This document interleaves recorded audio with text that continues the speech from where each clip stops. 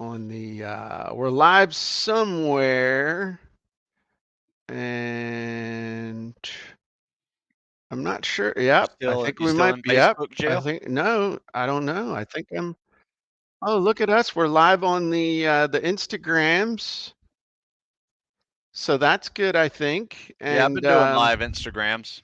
They I've been really do add to the questions. dude, I'm out of jail. Nice. That's I'm big out of news. Facebook jail. Big Susan, news. you gotta unmute. What? I'm not out of Facebook jail? Oh, you are. Okay, thank you. I've been working on my lip reading skills. Yes, you are.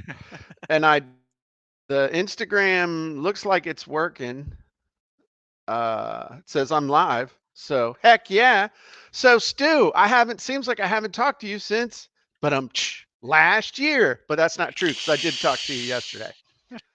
But we haven't gone live since 2023, man. Holy Way crap. back Our when. audience has gone cold. No one cares. No one's paying attention.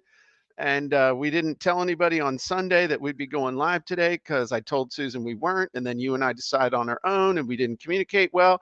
And one of my resolutions is to communicate better with my team. So you know it's not going to happen because resolutions don't actually work. It's only a change in habit. So we got lots to talk about, Stu. Yeah, I always like these. One, kicking off the new year with on the right foot, and also, Just say I like kicking off the new year on the wrong side of the crib, yeah, but on the right foot. But I also like to talk about your post vacation deep thoughts with Jim, there you because go. they're always good. I always find that some of my best thinking is just when I'm either sitting alone in nature or um, taking a long ride and just my brain. I think it allows the entrepreneurial brain to be a little more active. Absolutely. I agree. And even though it's a vacation, the entrepreneurial brain doesn't stop working. Like Oh, that part of my brain doesn't go on vacation. if anything, It gets churned up and like I can do this and I can do that and I can do this. yeah, Um, but I find it's fun. I sure. think that's part of being an entrepreneur is one, if you work from home, you never leave work. But you have to figure out these type of schedules, and sometimes opening up this creative part of your entrepreneurial brain sometimes takes a vacation. Sometimes it Absolutely. takes you being alone and with your thoughts. Oh yeah. Yeah, Mhm. yeah. Yeah. So Absolutely. anyway, that's why I always like to have a quick little post gym cruise discussion whenever you make these um, creative journeys.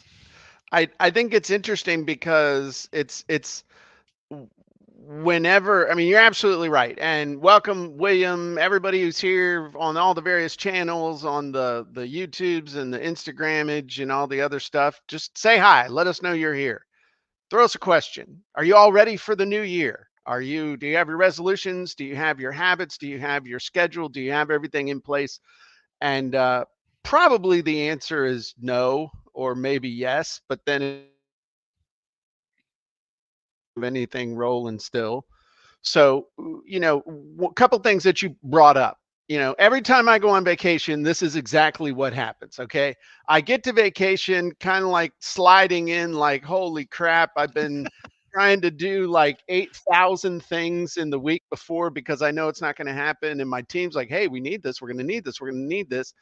And but basically, you just kind of slide in. So then for the first couple of days, I'm like this, you know, all I want to do is just lay there asleep. So then about the third day, I start to wake up and then I'm having fun and I'm doing stuff with Terry. And then by day four, I am bored out of my mind. I'm vacation is like, yay, I'm had enough casino. I'm my workouts, I'm pissed off at everybody in the cruise ship gym because they camp on the machines. By the way, if you camp on machines, those of you who have like you did your little Planet Fitness thing and you yeah, exactly. That hold that up, Stu. This is not working out. Sitting on a machine at Planet Fitness, fiddle farting with your phone is not working out. If that's you, you suck as a human being. Okay? Just So stop it. yeah, just stop. If you're done with the machine, get up, it's called a circuit. Yeah, go Okay? rest on a bicycle. You can look at your stuff on a stationary bike. Right. You know, Moving geez, the pedals. yeah, Moving the pedals. while moving. Right. Yes, Okay. don't stop So moving. enough. So by day 4, about 72 hours into this thing, Jim is like, wow, how can I take all this amazing energy I have and I've got all these cool ideas firing off in my head. So that's Jim. So on this last trip, I read 4 books. And one of the books I read, which is the workbook for another book I read by a guy named Simon Sinek, it's really good. Find Your Why. And this is the practical guidebook for doing, if you've ever seen his TED talk on why and the golden circle, which we'll just leave that one alone. But the golden circle, everybody, when they talk about why, or what do you do, when people ask you what do you do, people actually tell them what you do. But if you want to suck people in, you tell people why you do what you do, how you do it, and then what you actually do. Everybody leads with what, you need to lead with why. I'll give you an example because I spent 2 days nonstop going through this and dialing in my why. Would you like me to share it with you, Stu? Sure. Okay, I will in just a minute. So the other book that I read that was really good was Arnold Schwarzenegger's book, Be Useful. Let me grab it. It's a real easy read and it's a lot of fun. Had some really great stories in it. And so this is a really good book, Be Useful, 7 Tools for Life. I posted about it on social media and somebody said, yeah, they lost all respect for Arnold when he said, screw your rights or whatever. He's talking about the COVID jab. It's 2024. Okay. Time to get over it. Time to get over anything that happened related to COVID. Okay. Everybody had their little insanity moment. You either got the jab, you didn't get the jab, you got some jabs, you got a half a jab. Okay. Did we learn something from it? We learned a bunch of stuff from it. Yes. We can't talk about here because there'll be a warning on our Facebook. And I'm just out of jail. Okay. I don't need to violate probation in the freaking parking lot of the jail. Okay. So yeah, I'm just saying. You. What? That'd be normal for you. Right. So just get, it's like, hey, let's smoke crack in the jail parking lot just to get thrown right back in. So the third book that I read is called Evil Plans, Having Fun on the Road to World Domination. It's actually out of print, but it's really good. It was a gift from a friend. And then I read a history book on a history of conflicts and other stuff in the Middle East. So back to the why. When people ask, what do you do? Oh, we create AI tools to help people write better copy and content. It's like better copy, better content, better results. Stop using robots, start using genies. And it's like, if you know who I am and why I'm doing what I'm doing, that makes perfect sense to you. But most people don't know who you are or what you're doing or why you're doing it. And actually you sound the same as everybody else. So I spent a bunch of time on this. I'm going to share my why with you in just a second. But I'm going to ask you, Stu, these 3 books, very, very different books, okay? One's by a dude teaching you about your why. Another one, this guy's a cartoonist who is a blogger. He's one of the first really big mega bloggers. And then this is, Arnold, dude. What do you say about Arnold? Okay. He's Arnold. What do all 3 of these books have in common, Stu? What do you think? Besides a title and, what do you think all these books have in common that make each one of them unique and an easy read and just a lot of fun? They're done. Yeah, no crap. They're done. Okay. the fact that they finished their book, I'm impressed. Sure. What do you think each one of them have in them? Not words, positive attitude. I'm not sure where maybe. you're going with this, Jim. Be honest with you. No. Okay, well, I'm going to lead you to it. What have we been saying and really harping on, especially since the advent of AI? And what's the thing we need to do with any AI content that we come up with? We need to put our soul into it. Right. Put our soul into it. And what does the S in soul stand for? Oh man, why'd Jesus, you do I this? thought you wrote this stuff down. I wrote this down. Not, Okay. not Stories. Stories. Oh, my bad. Yes, I Dude, knew that. I knew that. Every single one of these books, and the reason why I could get through them so fast was because each one of them is masterful at the use of stories. And in particular, believe it or not, this one, because it teaches you how your stories, especially stories that you tell yourself about yourself when you were really young, guides you to your why when you're a grown up. I was like, and it was funny because as I was reading this, and you know what my internal voice is, you've known me long enough now to be like, yeah, BS, BS, BS, BS, BS. Well, I might have a point. And then you can see the point where I'm like, okay, it's not BSS because I start writing in every freaking, I just start filling up the book with notes. And then I'm like, yeah, okay. Yeah, I should probably do this. And so then I'm like filling everything out and really sitting there and doing it. Now, what also helped on the cruise ship, they had Starbucks and I had the unlimited drink package. I called it the Super Soaker. The reason that I had to have the Super Soaker is that I don't really drink, though I had picked up a little bit of a Malbec habit, I will admit, Stu, a little bit of the Malbec. But Terry is my professional drinker, but they won't let her have a Super Soaker pass without me having one. But they've got Starbucks. So I'm down there getting the Starbucks, and by the second day, they see me coming. They're like, oh, half calf venti Americano, Sir James. I'm like, oh, yes, thank you. So I'm well caffeinated and sitting here filling this stuff out. But what they tell you, and I thought it was BS until I went through it, is that if you look back at yourself when you were a little kid, what are the things that got you excited? What are the things that really just like you got into that magical dimension of time and space had no meaning. You were like living in pure joy and bliss and really just living on purpose. Like you could do this forever. And it was interesting because I was sitting there reading this book and it hit me because I'm like, okay, I don't want to say bullshit because you're not supposed to, but I'm thinking I don't see the link. Like how did Jim Edwards making AI tools now? What does that have to do with anything I was doing when I was 2 or 4 or 6 or 8 or anything like that? I mean, if you think about it, what the heck?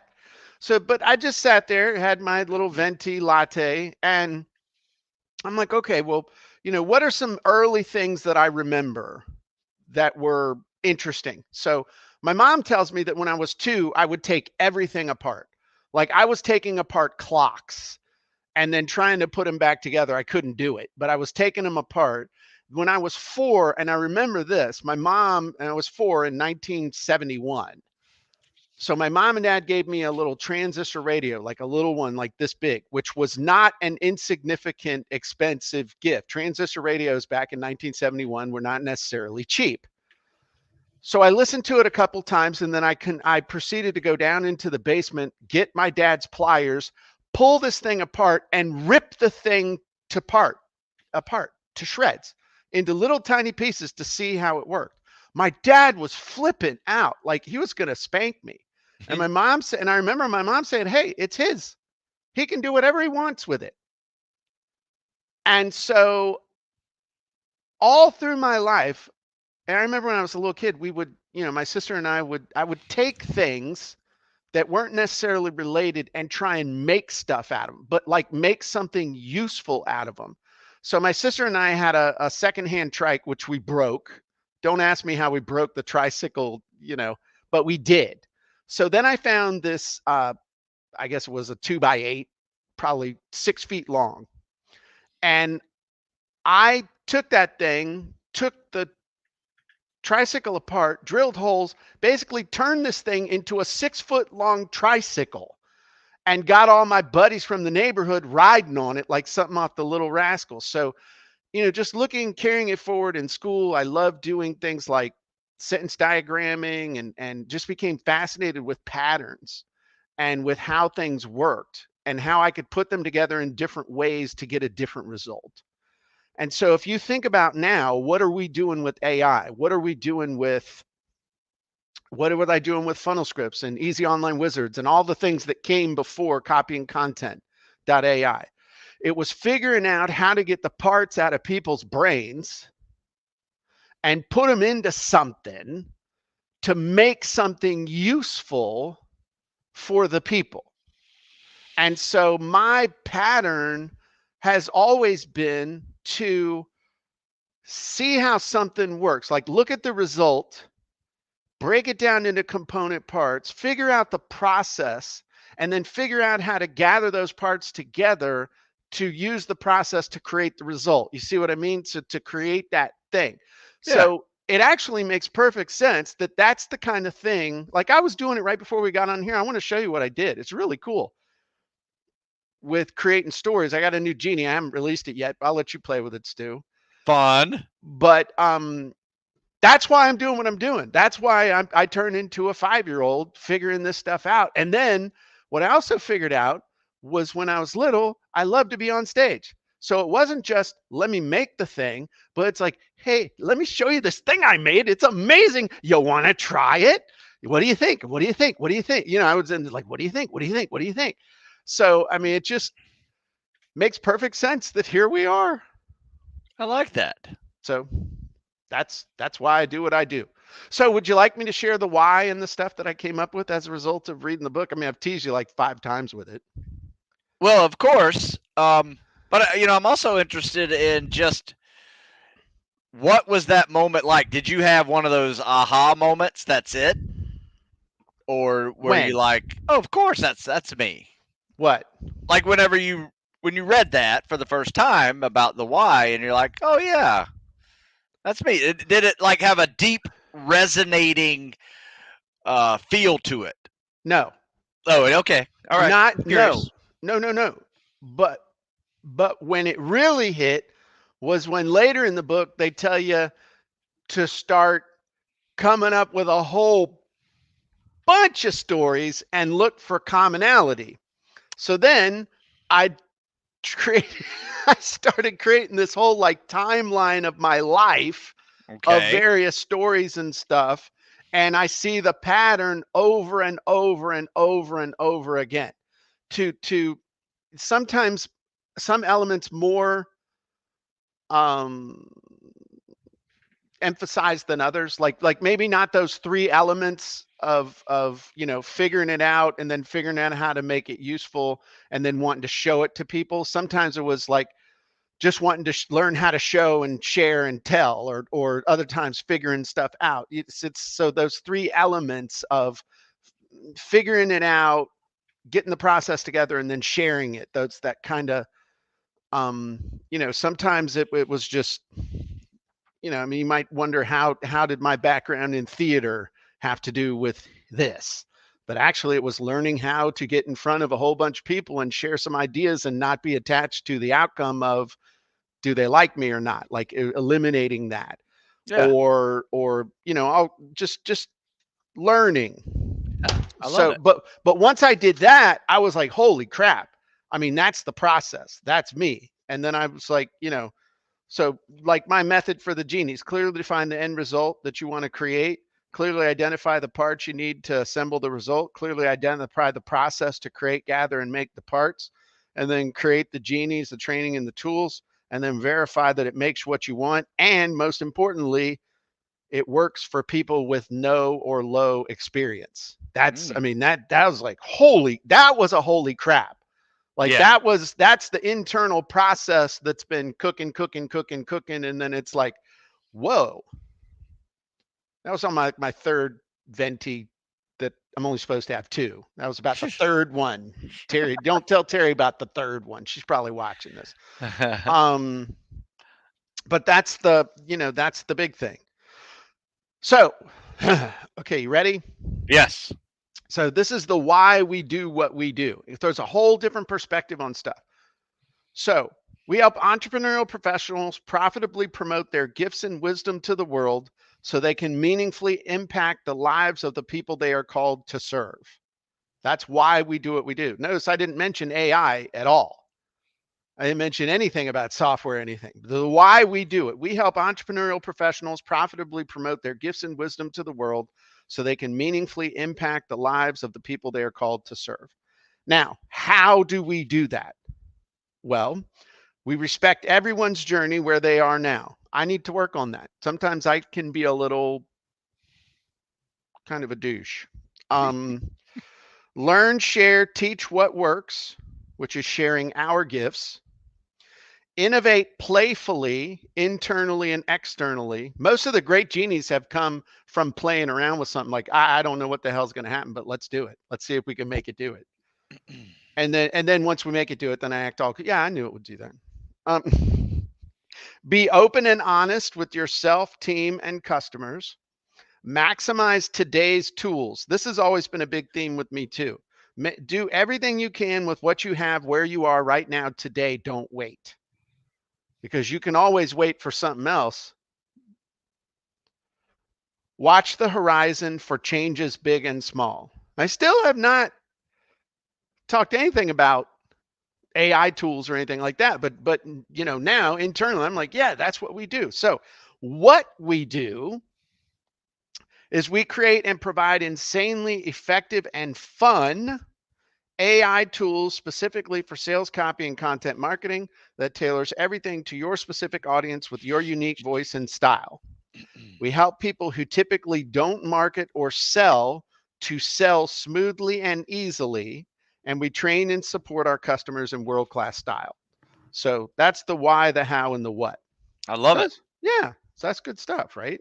Yeah. Well, that was why do you do what you do, Stu? That was a revelation. Well, that really was. That was Yeah. one that I wanted to come home and share with the team, and I'm texting them pictures of my notebook and stuff, and they're like, "What the hell? Leave us alone." What's your why, Stu? Just off the cuff, why do you do what you do?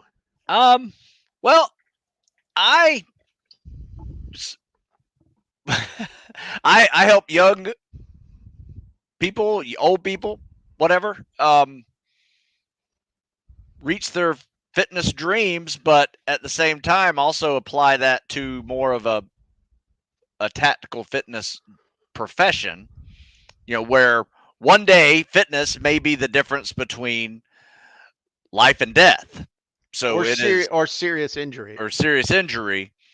So I try to teach people that is how serious we need to take our fitness and health, especially if you're doing one of these jobs. But if you're not doing one of these tactical jobs, do you want to be an asset or a liability?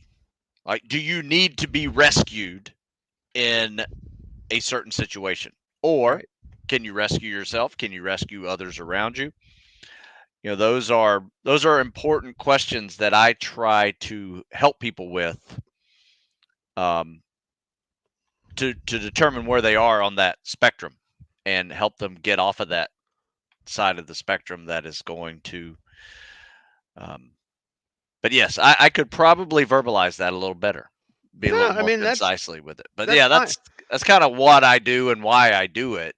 There are team exercises in here, Stu. This is how you can have a team help you do that. So from what I know about you from your youth, you've always been into sports. You've always been physically active. You were practicing to be a frogman as a long-haired, bowl-cut kid in the panhandle of Florida jumping into the pool. But fitness has always been important to you, but also helping others has always been important to you, a spirit of service and helping others to learn how to protect others. Yeah. So that you can look at that whole thing of, your why is to help anyone, but in particular, those in the tactical professions to maintain a level of fitness that enables them to protect themselves and others and to keep people safe. Yeah. There you go. Okay. So, I mean, You something like said it that. much better than I did. Well, thank God we have a replay. But Yeah. so how do you do that? Again, this is where it's really interesting distinction. Yeah. How is different than what? So what you do is send out workouts. What you do is make workout videos. What you do is write books.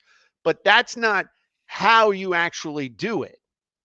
How you do it is by doing it and teaching people what you learn and from the distinctions you make by actually doing it and doing it with people in your target audience. Yes. So you sum that up very well when people ask you what you do or how, but that's not what you do, but how you do it. You actually sum up when you say, I work out and write about it for a living. Yes. Okay. That's a great summary of how you do it. Well, thank you. Because that's what I say just about 99% of the time. And then I explain it in a little more detail when people say, oh, what do you mean by that? Well, yeah. And the interesting thing is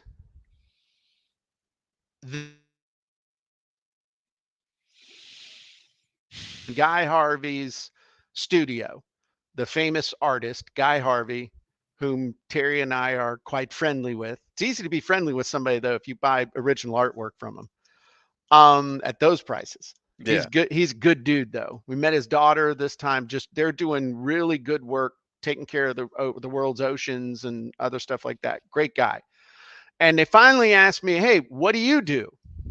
And I had just gone through this whole thing. Okay. Oh, okay. And I'm like, crap, I don't have it memorized. But basically what I told them when they said, what do you do? I didn't tell them what I did. I told them why we do what we do. And I basically said that we help entrepreneurial professionals share I can't say it the way I said it to them, but we help entrepreneurial professionals profitably promote their gifts and wisdom to the world so that they can impact the lives of the people that they're called to serve. Oh, and they were like, oh, their eyes went, boom. How do you do that? So they asked me, what do you do? I told them why I did it. And they were like, how do you do that? And that's where I was like, well, I've written some books and done some other stuff. And his daughter's like, got her phone out. She's looking up copywriting secrets on Amazon. She's like, oh, well, let me order that right now. And, it worked. And so that was when I was like, okay, I really need to dial this in and pay attention to this. Because somebody who's got an international multi-million dollar business, has a foundation, has buildings named after him and stuff. If he'll stand there after one sentence and go, how do you do that? Yeah, that's a good point. I definitely need to dial mine in a little better. So I like that. That's good. So quiet time is where good stuff comes from. If you don't have any quiet time built into your life, you're screwed. Which brings us to something that I wanted to talk about too. Schedule. If you want to do something different this year, you better look at your schedule. Because if there aren't actions, if there aren't causes set in motion in that schedule, it ain't happening. Yep. If it's not in the schedule, it doesn't exist. That's right. That's a stewfinism. That's a stewfinism. I can't remember where I heard that from. I can't say I made that up, but I heard that somewhere a long time ago, probably 30 years ago. That's a stew euphemism. I might be in the military. I heard it. Yeah, it's a stewfinism. Yeah. That's like they have Jimisms and Stuphinisms. So, Stu, what Yeah. is your schedule? Tell me what your schedule is before you get to work, not when you sit down and start getting to work, but tell me what your morning looks like, because I can tell you, if you tell me what your morning looks like, I'm going to tell you what your day and your week and your month and your year and your destiny look like. All right. I get up and What time? 5:15, Okay. and just do your your normal wake up Poop and things. coffee. Yeah, you Parker do that. poop, Parker poop and Yeah. Java. Let the dog out. Yeah, I don't drink coffee, so I drink iced tea. So I'll get a little tea, a little bit of water, maybe a banana, and then at 6 a.m. I am working out, Okay. ready to go, and I'll do that until about 8 o'clock, Okay. and after that I'm at work. Okay. So after a By shower. 8:30, I'm working. Okay. So, and how long have you been doing this schedule? I can't remember when I wasn't doing it. So all the way Yeah, back to college. I mean, yeah. I mean, I've been working out before school, before breakfast since high school. Okay. Yeah. All right. You think it's working for you? Yes. Are you overweight? No. Do you have bad blood work when as a doctor telling you to take fish oil and warning you about A1C and all that stuff? No. Do you have a relatively successful business? Yeah. Happy family life? It works. Well balanced spiritually? Yes. Okay. Are you I'm not going to okay. Financially doing okay, all that good stuff. Yeah. Everything's kind of working. If you were sleeping until 8 o'clock in the morning, were 50 pounds overweight, had bad blood work and all that other stuff, how do you think the rest of your life would be looking? I don't know, man. I I can't imagine one, letting that happen Right. out of my control. But I would say that I don't think it would be as productive as I normally am. Like, by noon, I've got most of my stuff done, and everything in the afternoon is um, planning and updating and admin stuff and, all the general parts of the work. But Right. yeah, by noon, I'm done being creative. Would you say that your identity is tied to what you do in the morning? Absolutely. I would say not just your identity, but your livelihood and everything is tied to what you do in the morning. Yeah. I can see you when you're 80 years old, you're going to be out there still moving around. You'll have a bullhorn, hopefully a bigger one than you do in that Yeah. little picture where it looks like a party favor. I got a nice one. I got a new one. Oh, okay. Check it out. The boys gave it to me. Nice. They even signed it. I like it. Signed I it, like yeah. that a lot. That's a good one. Okay. Test. Nope. You got a big boy one. You got to put the batteries in. So here's the thing. So one of the things I will admit, because this is actually the Jim and Stu show, CopyAndContent.AI Report is actually Jim's personal therapy session normally. Okay. So what I have noticed is that my morning routine has gone to crap. It used to be locked in. And then over the last year, it's gone to crap because I got out of balance, a lot more stuff, worrying about the business, trying to get them. If you think about what we've accomplished with this, with the size team that we have and how hard Susan and Nancy and programmer and everybody's been working and stuff. I mean, just so everything kind of, the morning routine was not locked in. Yeah. And I noticed it was having an effect on me. I wasn't working out quite as intensely as I have, wasn't locked in when I get to work, things sliding a little bit as far as, just not where I wanted to be. And so I made a decision that I was going to develop a new habit. And that new habit was going to be taking control of my morning. So I'm actually working with a coach. I've got a coach that I'm actually coaching. It's funny, we're kind of like coaching each other. But here's the new routine. Wake up at 4:30. Had been getting up around 6. Ooh, not good. Okay. And then I was playing video games in the morning. Then you know that I've pretty much gone to crap if Jim's playing video games in the morning. Okay. Susan knows that. Video games are for the weekends, maybe. So 4:30, wake up. Dog's out. By 4:50, I have black coffee. I was putting too much frou-frou crap in my coffee, Stu. Frou-frou crap in your coffee actually adds weight. That's how you put on weight. Putting the fruity frou-frous in there, you get some extra calories you don't need there, Tubby. A lot of calories. So, black coffee, I'm drinking, taking care of the morning thing, okay? Big change right off the bat. 4:30, getting up, hook or crook. No phone. That phone was poison in my mind first thing in the morning. Poison in my mind. I grabbed the phone and I'm looking at the phone on the elevator, taking the dogs downstairs to go out. No phone. Poison in my mind. Getting in a bad mood. Don't know why. I'll tell you why you get in a bad mood. Looking at the phone. You want to get in a bad mood? Look at Facebook and you'll feel bad about yourself. Look at Google News and you'll feel bad about the world. Or you're just wasting time. Exactly. I mean, yeah. So what I was doing was waking up late, and then I'd sit on the can for an hour with my legs going to sleep, drinking a big frou-frou coffee, looking at the phone. And then I'd wander over to the gym. So now what I'm doing is 4:30 up, take care of the dogs, do the thing, black coffee. By 5:15, I am meditating again. All I'm shooting for right now is just 15 minutes of meditation. What am I meditating on? Whatever the hell comes to mind right now. I'm trying to clear out all the headspace stuff. What's the stuff that's bugging me? But what I'm really trying to focus on is visualizing the perfect version of myself and the perfect version of my business and perfect version of interacting with my team. Like visualizing myself being the best I can be for the entire day.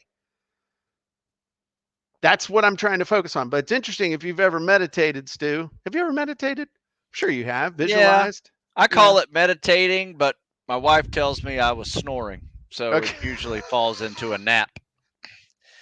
That's okay. Tell her your subconscious is working overtime. Right. Okay, so meditating, and then by 5:45, I'm headed towards the gym. That's my new commitment. Now this morning, and I'm going to text Stu a picture of my ass heading towards the gym every morning because he texts me a picture like get up, get moving, and all that stuff. I'm up, I'm moving. So this morning, I think I sent you one. It was like 5:59 or something. I mean, I was moving. Okay. Low freezing out there. That's right. And then, Stu said he's out there and it's cold. So what do? I send him a picture of my wood stove fired up inside the gym, and he's outside working out. I'm inside working out with the wood stove going. So working out until, let's say, 8 o'clock, shower, and then rest of my day. I'm not even worried about this because I know what to do here. I got that stuff locked in. What I didn't have locked in was this. Now, have I done all of this stuff before? Yes. Have I been doing it consistently lately? No. And that's the big thing about habit, because you're not going to take action unless it's a habit, but you still gotta stand guard at your mind in life to maintain the habit. Because you can lock the habit in, but it can get unlocked. Absolutely. And that's where Stu's big thing with discipline. Okay. But that's what I posted a 3-line thing on Facebook, or a 3-word thing. Discipline is freedom. That's my theme for 2024. Discipline is freedom. Is that Jocko? I have no Jocko. Yeah, I think Jocko says that. Yeah. I have no idea.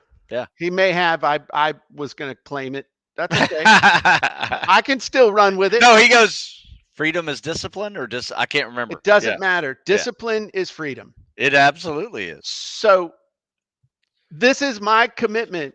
And I told Terry this morning, I've got, one of the things I started doing yesterday with the meditation is when you meditate, you'll have ideas and stuff come into your life. I mean, into your life, but also into your mind. And if you open your eyes, it's like all the beta, theta, all the waves and stuff that are going on, they get interrupted. So what I'm doing is I've got a pen, I've got an open journal. I date before I start the meditation session, I date the page, and then I will write on the page without opening my eyes to capture the idea so that I can release it, so I can keep that flow going. And you know what scary as crap, Stu? What's that? My handwriting with my eyes closed is amazing compared to my handwriting when my freaking eyes are open. Wow. It's like super neat. It's scary. That's an aside. I like it. So anyway, this is my deal. This is what I'm committing to do. This is not a resolution. This is my commitment for the entire year of 2024. I am going to do this every single day, 7 days a week, except for Sunday. I'm going to, that's my rest day from the gym. But every other day, I'm getting up. Now, on Sundays, I may not get up at 4:30. Okay, because Terry will smack me in the mouth and tell me to stay in bed and quit waking her up. But this is the habit that's going to drive everything else. So really need to think about your morning. Think about the habits, the base level habits you have that are setting the stage every day, that are driving your morning, that are driving your day, that are driving your week, that are driving your month, that'll drive your year. Anyway, you had asked about, those are the things that I thought about while I was on vacation. The morning and the habits and all that stuff. What would you like to add to that, Stu?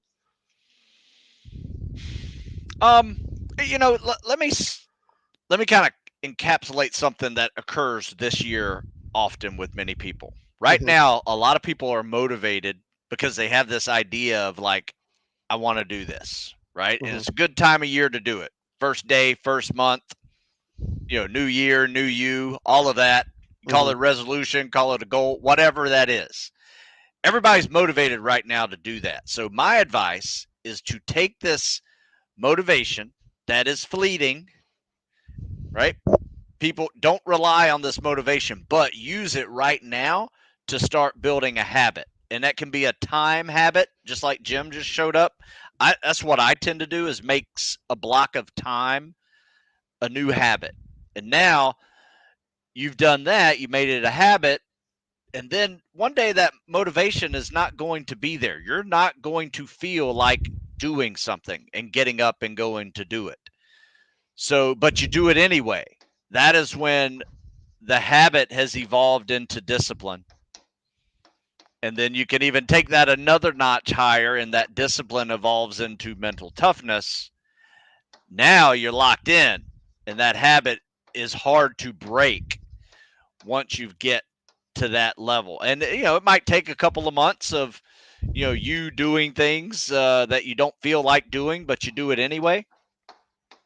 But that's the evolution of how this all works for you, not only just to create a good, healthy habit, but to really create a lifestyle change that is going to be beneficial for you for years to come.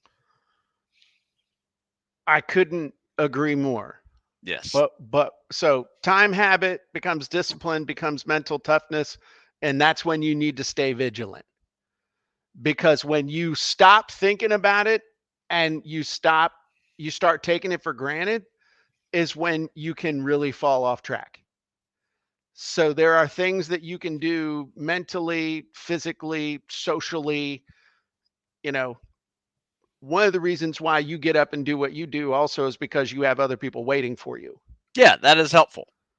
It's not the only reason, but sometimes it's there's got to have been at least one morning in the last 30 years that you got up out of that bed because you knew there were people waiting for you. Jim, that's once a week. I won't lie. You got that inner voice in there that says, just stay in bed. You're really comfortable right now. You don't feel like getting up, but you get up It's anyway. You know what I like to do when I have that inner voice telling me not to do it? I almost get pissed at myself because that happened and I yeah, go do it anyway.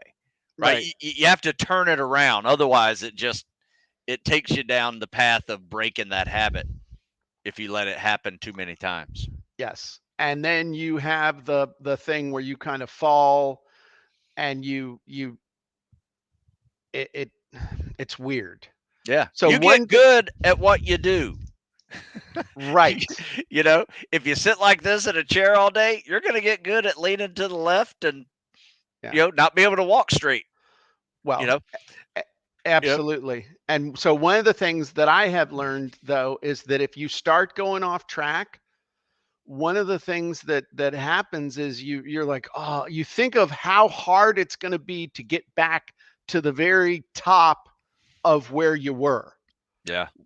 Where most of the time it's like that old thing, and you tell me this all the time, when I get in that weird place and you're like, it's dude, you haven't lost the ability to do a pull-up. Mhm. Okay. It's only going to take you about a week to get back in the swing. Yeah. And that first workout back starts with one push-up. Like if you just get down and do one push-up, like you're okay, I'm doing it. Okay. I'm doing it.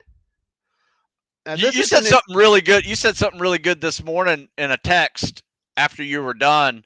It's like, that first mile, when you're walking or jogging. I mean, my Yeah, body yells at me for that whole entire mile. yeah, It might even take me 10 minutes to get it done because I yeah, stop and I stretch and, I just got to give it 10 minutes. And if you just give it 10 minutes, you're in, yeah. you know? The text Yeah. that I sent Stu was, isn't it funny how that first mile run feels like the end of the world, but then after a mile you loosen up and everything flows. Yeah. And I texted you that after I was back in the warm garage. But you just got to get in, and it's never as bad as it seems, and it's never as good as it seems. And I think next week I want to go. I watched a movie while I was on. I also watched like 10 freaking movies while I was on the cruise. But I watched a movie called A Million Miles Away. Have you seen it? No. I'll tell you another movie you need to watch is Strays, but that's a whole nother. Woo! Woo! Wow. Okay. Not to be watched with children, but should be watched with childlike glee and a beer. Strays is awesome, but A Million Miles Away is amazing. I cried. I will say I Oh. cried. I cried in the movie. Um, and he gives a formula, a recipe that his dad gave him. And if you don't know the story, this is a gentleman who became an astronaut who started out life as a child migrant farm worker Oh, from Mexico. I did see that. Okay. Yes, I saw that. That was really good. Became an engineer. Yeah. Yeah. Impressive. And reveals a formula that is similar to the 5 steps to getting anything you want, but it's got different elements and stuff. I'd love for us to talk about that next time. So when I forget what we want to talk about next time, that's what I want to talk about next time. I love it. And I guess we're not really going to get to the 6 C's story, Genie, but Let's that's save okay. that one. Let's We'll save save that that one one for for next next week time. because I think that deserves its own show. Sure. Or maybe we'll do something separate. I don't know. Yeah. Quick question, those of you that are here live, if we did something like called the Copy and Content Lab, like where we just jumped in. So it would be kind of, those of you who belong to CopyAndContent.AI, we do something called Genie hacking, where we show you all the different ways to use a Genie that I didn't intend, usually with Stu screwing around and not reading directions and then does something amazing, or somebody on the team does stuff, or that's a separate show. But I'm wondering if we just did a show where we okay, you want to get this result, you have like a little 5-year-old Jim in it. So, this is the result you want. Oh, okay, here, I'll show you how to do that.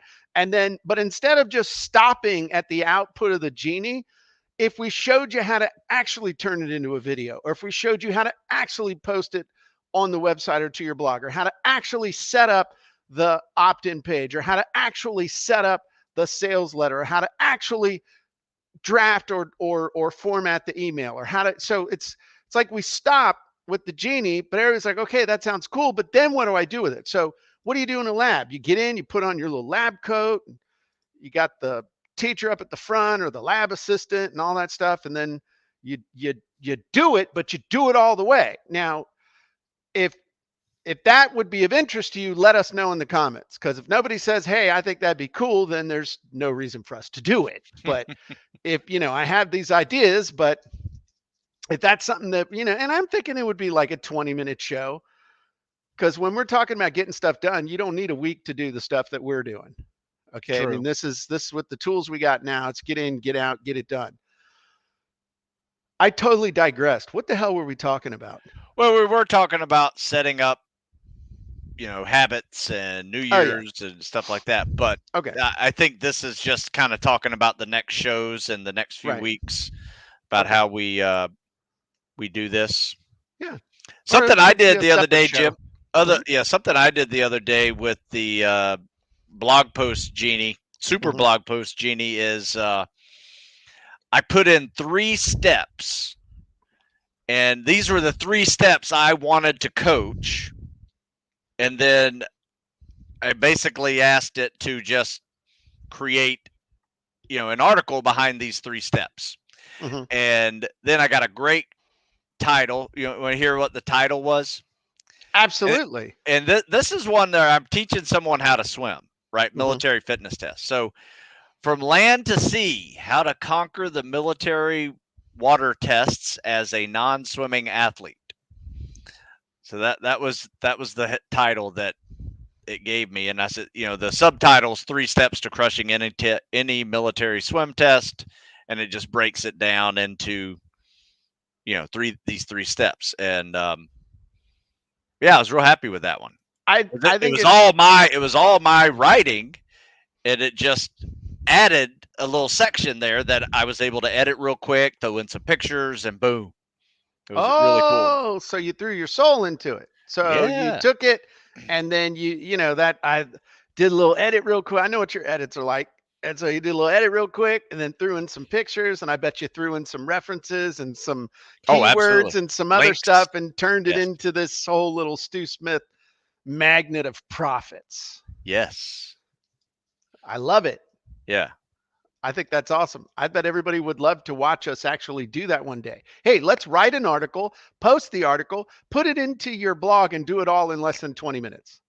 Oh, easy. Yeah. That's what I'm saying. But would anybody like to see that? Like actually see it done? That's what I'm asking. And Susan's been here the whole time. She's like, I don't know why the hell y'all had me in here, because you haven't asked me a dang thing. Hi, Susan. You keep acting like that people haven't responded that they would like to see it. Are you not looking at the comments? I'm a little slow. I think some of them are okay. Vicky Trancho says, I love that concept. Okay. Sorry. That's okay. You told me not to look at the concept, not to look at the comments, because it distracts me. Lab workshop. Nah, I know how going to throw me under the bus. You said that you weren't going to look at the comments because it distracts you. But you agreed with me, so I turned it into your idea. Jim. It's always about you. You need, when we do the CopyAndContent.AI labs, you have to wear a lab coat. You have to too. Okay. I mean, if we're going to do it, we got to get lab coats and all that good stuff. We need to have, lab coats. You usually like to have the name of the MD you're seeing. You need to have a patch. Yeah.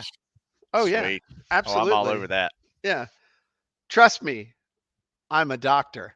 And I got my doctorate from a strip mall university. Okay, we'll get us one of them strip mall PhDs. Hey, and if you got your PhD from a strip mall and that offends you, get over yourself, because sorry. Fairfield and Richmond. Who, me? Fairfield Mall? Yeah. Nice. That's a big strip mall though, right? That's much more legit. Oh, it's long gone. It's tore down. Oh, cool. All right. Well, that we'll have to go somewhere else. Anyway, Fairfield Strip Mall University. All right. Mall of So America. FSMU, Fairfield Strip Mall University. All right, let's get off that before we piss everybody off. That's all I got, Stu. I mean, I think the big thing is if you want to change your life this year, pay careful attention to how you're setting up every single day, because how you set up the day is going to dictate, set up the morning is going to dictate how the day goes. How the day goes is going to dictate the week, the month, the year. Pick one or two habits that will cascade in a great way. That's my big takeaway. How about you? I like Stu? it. I like it. Okay. That works well.